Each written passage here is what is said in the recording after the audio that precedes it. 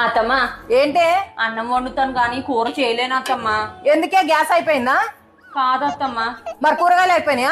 కాదత్తమ్మా. మరి వంట సామాన్లు అయిపోయినాయా? కాదత్తమ్మా, ఫోన్ లో నెట్ బ్యాలెన్స్ అయిపోయింది. ఈ ఇంటర్నెట్ మీద ఆధారపడి హోటల్ చేసే కోడళ్ళతో ఇట్లనే ఉంటది. జరుగు.